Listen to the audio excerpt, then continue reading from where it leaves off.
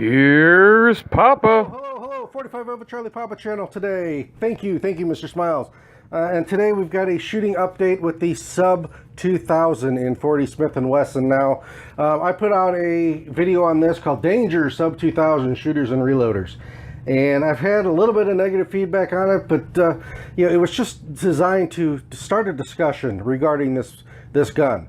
Now, if I were to do this over again, I'd probably get the 9, but I've got it in the 40, and I like it. I really do. I really like the gun. I've been accused of not liking the gun. I've been hating on the gun, but no, I do really like the gun.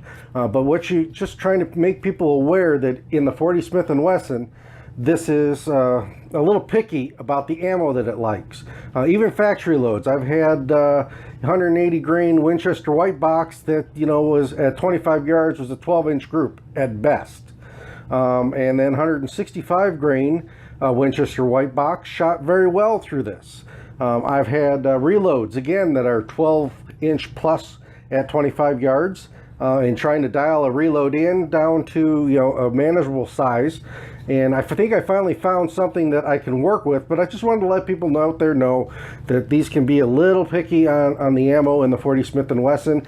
It does not like hot loads, so do not try to hot rod a load through this.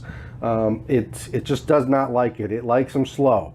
I've had some people using like 210 grain for 40 Smith & Wesson. I'm not sure where they're finding reload data for that, but again, they're going heavy and slow with it and getting very good results.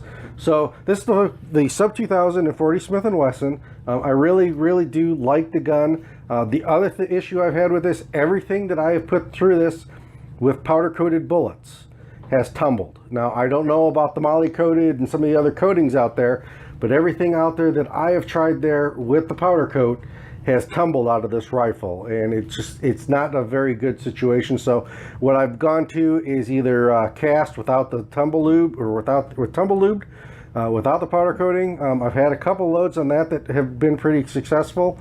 I'm still trying to dial that in, or I've been going with plated. So let's go to this bench. I'll show you a couple of the groups that we shot and what's been working in this gun. Okay, Kel-Tec Sub 2000. Now we're back in the shop here, and I just wanted to give you an idea what's going on and what I was telling you about this, not being picky about the ammo that it likes. Now this is a group here that I shot with 4.5 grains tight group, 165 grain plated HSM bullet, and you can see the spread was, it was a 5-shot group, and had quite a big spread here. Most of it in the black, but we had a few problems. Now I'm finally kind of zoning in on a couple of loads here. This one was BE86, 6.7 grain, 1.25 OAL, 165 grain plated bullets. This is a bullet that I buy at the gun show, and as you can see, decent. Not too bad at 25 yards. Would like to see a little bit closer, but you got a couple flyers on there. But this is a 10-shot group. But starting to hone in a little bit on what this likes. Most of these loads that I have, I mean, the brass is just barely ejecting out of them. Now this is also BE86, same 165 grain, but this is an HSM plated bullet. As you can see here, the group opened up a little bit. This is a 20 round group. I thought I'd put about 20 rounds, see if we started seeing some kind of a pattern here. But this is probably not going to be what I end up loading.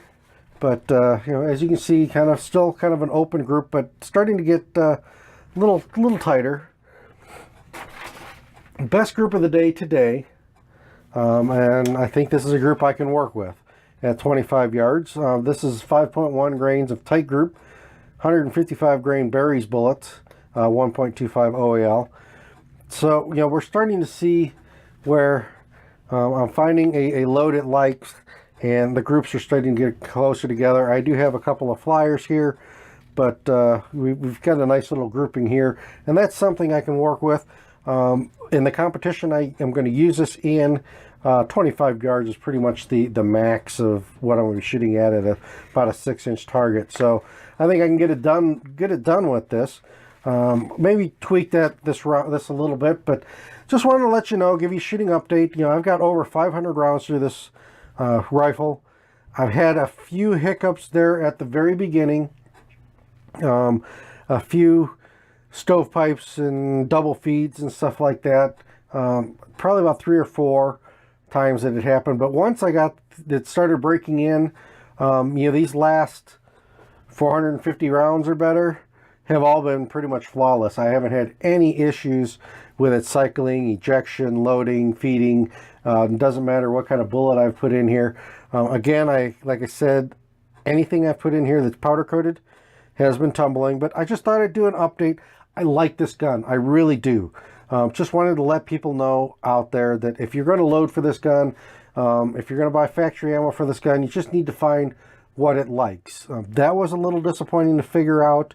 Not a lot of people are talking about the fact that the 40 can be a little bit picky on the ammo.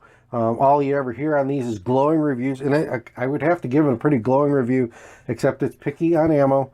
So now that I've got something, you know, pretty common here that I can get a hold of, and I can load and maybe tweak the load a little bit, see if we can't tighten this group up a little bit. But you know, this is something I could work with. And this is 45 Alpha Charlie Papa channel, and I don't hate this gun. And I'm out.